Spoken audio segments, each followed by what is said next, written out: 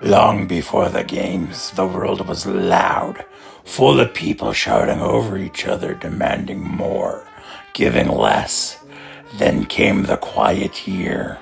No bombs, no war, just vanishing. Entire cities gone, crops turned to dust, governments fell, hope, like everything else, disappeared. From the ashes arose a figure known only as Native. No one knew where he came from, only that he promised peace, a new order, a world built on purpose, sacrifice, and balance. To keep balance, Native created the games. Once a year, chosen tributes from each sector would enter, not as a punishment, as an offering, a blood price to keep the world from tripping into chaos once more. Some fight for glory, some for survival, some because they believe in him, others because they have nothing left. This year the games begin again, and this time everything changes. The Native Games, Part 1. Welcome to the arena. The sky over the arena pulsed with a sickly orange hue, thick clouds rolling across a blood-colored horizon. A massive dome loomed in the distance, black towers piercing the sky like broken bones. At its center, the cornucopia sat like a fang-lined maw, gleaming weapons and glittering supplies piled within its reach, promising power to the brave and death to the greedy. High above it all, in a hovering observation pod laced with gold and shadow, sat the creator of the games, Native. He smiled, a twisted smile, a smile that knew this year's bloodbath would be more than just entertainment. It would be personal. This, Native whispered to himself, is going to be beautiful. And the tributes gather. The tributes stood on circular metal plates, evenly spaced around the cornucopia. 24 eyes scanned the battlefield, some with fear, others with calculation, and a few with something worse, excitement. Jimmy, District 1, stood with his head down, lost in a familiar storm of self-loathing. It always comes back to this, he thought, thrown into something bigger than me, just like my life, just like my home. Yet even now, he plotted, he was good at hiding, better at thinking. Maybe I don't need to win. I just need to make the right move. Ryan, District 1, scanned the cornucopia, eyes landing on a shimmering blue box. Cobalt tools. His fingers twitched. If I get there fast enough, I can rig a perimeter, make traps, power a base. But deep down, he feared the same thing he always feared. What if I'm still lactose? Malcom, District 2, bounced in place, muscles twitching. Let's go, he muttered. Hit hard, be loud, take space. His eyes darted to Tanktilla beside him. You ready? Tanktilla didn't respond. He was whispering a strategy from a battle royale game into the air. Land at corn, hit the shield, rotate left, stack ammo. He wasn't built for reality, but maybe he didn't need to be. Flying, District 3, was already glancing away from the cornucopia. He knew his limits. His social battery was already draining. Clayton's talking again, he thought. Just nod, smile, get out of here fast. Clayton adjusted his shoes. We'll win together, he said with the bright, naive optimism of someone who believed in teams in a death match. I believe in us flying. He gripped his skateboard like a sword. Dom, District 4, gritted his teeth and looked away from his partner. I'll kill him if I have to, he whispered under his breath. I swear to God, if he says one more stupid thing. Justin, his partner, adjusted his medical satchel and peered around nervously. Okay, assess vitals, find shelter, and... He tripped. Oh no, sorry. He smiled awkwardly, earning a glare from Dom. Great start, Justin. Marshall, District 5, didn't even look at the cornucopia. His eyes were locked on Ryan across the circle. "Mine," he whispered. "Soon." Parker shifted beside him. Parker was singing softly, a sad song about a samurai in love with a girl who became a moon. His voice cracked with emotion. "She never came back," he whispered. Marshall winced. Steve, District 6, yawned. 13-hour shift, he muttered. "Can't believe they threw me in here. I swear if one more punk tries something." Seth flexed his fingers. "Flying. Parker. Dead. First chance I get." He looked like he wanted to punch the air just to prove he could. "The countdown 10, boomed the voice of Native from above. The arena went silent. 9. Jimmy disappeared into himself. Ryan crouched low. 8. Malcolm cracked his knuckles. 7. Flying glanced at Clayton. "I'll leave him, if I have to." 6. Justin fumbled for his inhaler. 5. Marshall smiled. 4. Parker began humming louder. His knees shook. 3. Steve cracked his neck. "Let's get this over with." 2. Seth snarled. 1. Boom. Boom! The games begin. The tributes exploded off their platforms like wolves set loose in a cage. Flying ran away from the cornucopia immediately, vanishing into the trees. Clayton shouted after him, then sighed, skating after him. Malcolm charged the pile like a cannonball, slamming aside a younger tribute from District 7. Tanktilla followed, yelling something about loot rarity. Dom ran straight for the supplies, grabbing a spear. Justin tripped again. Dom snarled and helped him up, only to whisper, "Don't make me regret this." Jimmy didn't move. He dropped into the nearest ditch and disappeared from sight like a ghost. Ryan sprinted for his cobalt tools. He got them. Yes. But as he pulled out the drill, it sparked and died in his hand. "Useless," he screamed inwardly. Seth chased Flying into the woods. "I see you!" he screamed. Marshall stalked behind Parker, who danced in a slow, eerie waltz and recited an anime haiku about death and memory. Steve just walked toward the nearest shelter, face blank, muttering, "If anyone comes near me, I will snap." Hours later, as the sun bled into the horizon, Native's voice crackled across the arena. "Tributes, please stand by for your evening update." The sky shimmered. A cannon sounded. Boom. Flying's face appeared in the sky. Back in the command tower, Native tilted his head. "Dead?" he muttered. "Flying? Huh. Guess he couldn't hack it." He watched the screen. A forest clearing. Blood splattered on leaves. A tattered piece of Flying's hoodie. No body. "But protocol is protocol," Native said, waving to a goon. "Fire his cannon. Mark him off." The world believed Flying was dead. But he wasn't. Flying lay in a narrow gully, body scraped and bleeding from a fall he didn't remember. He had thrown his hoodie onto a nearby stump as bait when Seth came after him. Seth chased the hoodie. Flying jumped into the ravine and broke something. His side throbbed. Breathing was hard. Play dead. Heal later. He bit his lip to stifle a moan. Blood soaked his side, but he was still alive, still in the game. "I'll win," he whispered.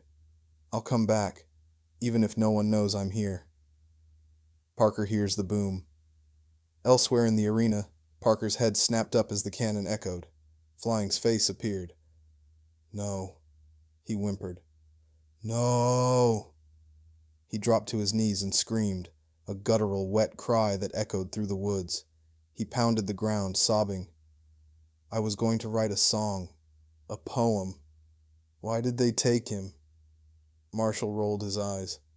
"Get up, you freak." But Parker didn't. He cried until his throat gave out. The night after Flying's cannon boomed was quiet. Too quiet. The arena seemed to hold its breath. Some tributes celebrated. Others cried. Most just waited, knowing the games never stayed still for long. And deep in the forest, under layers of brush and blood, Flying pressed his hand against his side, where the pain now burned like fire. Still bleeding, still here. I faked it. I did it. But for what? He wasn't sure how long he'd last. He had escaped Seth. Barely, but not without a price. I'll win, he whispered again. I'll win. Or... His breath trembled. He passed out. Ryan had managed what no one thought he could, a working trap. The expired milk he found near a destroyed camp was bubbling in the sun. Disgusting. Perfect. He poured it over the tripwire net rigged between two trees, coating it in acidic rot. He smiled. Finally. Something I can control. But he didn't expect Marshall to walk straight into it. Literally. Marshall had tracked Ryan all day, licking his lips, already imagining the moment he'd drag Ryan back, whispering, "Mine, mine, mine." Instead, he stepped through the wire. Snap. Sploosh. The milk splashed across his face and chest, searing his skin. He screamed, stumbling backward, but his foot snagged the second trap, a pit covered in leaves. He fell in, impaled on rusted metal. He twitched once. Boom! Ryan froze as Marshall's cannon sounded, then collapsed to his knees, shaking. "I didn't mean... No, I meant it. He was going to..." He didn't finish, just stared at the pit. Malcolm and Tanktilla's last fight on the southern ridge, Malcolm and Tanktilla argued. Again. "I told you not to throw the grenade," Malcolm bellowed. Tanktilla blinked. "The loot drop was contested. I made a judgment call." "You got us surrounded," Malcolm growled. "We're dying out here." A noise in the trees. Tanktilla turned, and without thinking, fired his scavenged blaster. It hit a tree, reflected. The bolt hit the ammo bag on Malcolm's hip. Boom! The explosion shook the forest. When the smoke cleared, all that remained was a crater. Two cannons sounded. Boom! Boom! Seth sat by a creek, knuckles bloodied from punching trees. His chest heaved with every breath. Flying was dead, or so he believed. But he didn't feel better. He felt emptier. He whispered to no one. Why doesn't anything fix it? Why do I always break it? Why do I always break me? He stared at his reflection, then at the sharp shard of glass beside him. "Sorry, Flying," he said, and pressed it to his neck. Boom. Steve falls. Steve had climbed to the top of a lookout tower to escape the others, mumbling about needing space. He leaned too far to scout the arena perimeter. His foot slipped. Boom. Hidden in a thicket, Jimmy had lasted longer than many expected. He rationed. He hid. He thought. Overanalyzed. But his hands shook now. His vision blurred. He hadn't had insulin in 2 days. As the sun set, he clutched his notebook, notes scrawled about every tribute, every possibility, and whispered, "I could have." His body gave out before he finished. The night turns. In the camp Dom had built near a lake, Justin stirred beside him. He glanced at Dom sleeping peacefully. The firelight flickered on his face, and something inside Justin snapped. A memory, a dream, a delusion. "I was a star," Justin whispered. "Now I'm Doc Nasty, and you're my first patient." He leaned forward and kissed Dom gently. Then, laughing, he drove a knife into Dom's neck. Dom never woke. Boom. Justin spun. "I did it. Crunch." Parker tackled him to the ground. "Why'd you do that?" Parker sobbed, climbing on top of him. "Why are you so loud? Why do you kill your friends?" Justin grinned. "Because I'm reborn. I'm so lonely," Parker whispered. Boom. The arena was quiet now. Not the peaceful kind of quiet, but the kind that felt wrong. Like the world was holding its breath before something awful happened. Ryan was tied to a splintered post in the center clearing, wrists rubbed raw against the rope. Blood crusted his cheek.